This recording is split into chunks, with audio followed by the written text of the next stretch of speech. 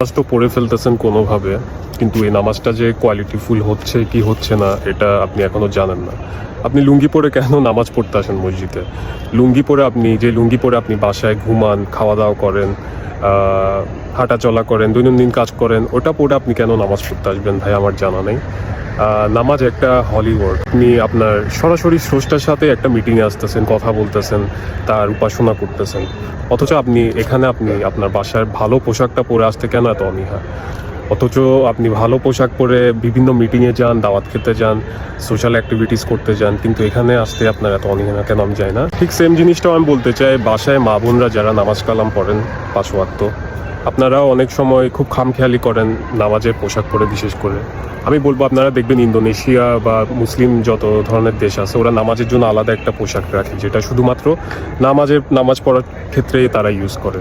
So আমি suggest করবো আপনারাও এর ধরনের পোশাক রাখবেন নিজেদের জন্য, যাতে নামাজের টাইম হলে আপনারা ওই জামাটা পরে অ্যাটলিস্ট নামাজে দাঁড়াতে পারেন। ঠিক যারা ভাই বাবারা মসজিদে আসেন, সুন্দর সাদা পোশাক পরবেন। সাদা কিন্তু একটা হলিড কালার, এটা পরলে আপনার মন মানসিকতা ফ্রেশ থাকে অনেক, আপনাকে প্রফুল্ল লাগে।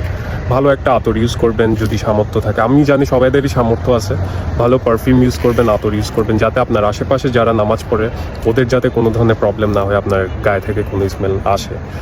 আপনাদের সবাইদেরই সামর্থ্য আছে বাসা থেকে একটা ভালো পোশাক পরে আসার জন্য। বাইরে যারা লেবারের কাজ করে ওদের কথা আলাদা, ওরা নামাজ পড়তে আসলে ওদেরকে যে কোনো অবস্থাতেই নামাজ পড়তে আসা যায়, এটা ওদের জন্য জায়েজ আছে। কিন্তু আপনি যখন বাসা থেকে আসতেছেন, আপনি চেষ্টা করবেন ভালো একটা পোশাক পরে আসার জন্য, যাতে আল্লাহ তাআলাও আপনার ইবাদতে খুশি হয়, আশেপাশে মানুষ দেখে বুঝতে পারে যে আপনি একটা কোয়ালিটিফুল ইবাদত করতেছেন। সো আমি একটা মেসেজ দিতে চাই এই রমজান মাসে, যাতে আপনি সবসময় মসজিদে এসে নামাজ পড়েন অ্যান্ড নিজের পোশাক আশাককে অনেক বেশি ভালো রাখেন। পরিষ্কার পরিচ্ছন্নতা কিন্তু ইমানের একটা বড় অঙ্গ। আর আমাদের নবী করিম সাল্লাল্লাহু আলাইহি ওয়াসাল্লাম বলছে, যদি আল্লাহ তাআলা আপনাকে সামর্থ্য দেয়, আপনি অবশ্যই 2টা জিনিস আপগ্রেড করবেন। একটা হচ্ছে আপনার লিবাস, মানে আপনি যে পোশাকটা পরে আসেন বা পরবেন, আর একটা হচ্ছে আপনার যাতায়াতের যানবাহন, মানে যেটা আপনি সাওয়ারি করবেন। এই 2টা জিনিস সবসময় আমাদের নবী সাল্লাল্লাহু আলাইহি ওয়াসাল্লামই বলছেন আপগ্রেড করতে। So this is the message to you all. চেষ্টা করবেন এগুলো মেনটেন করার জন্য। আল্লাহ তাআলা আপনাদের সব দোয়া কবুল করবেন ইনশাআল্লাহ।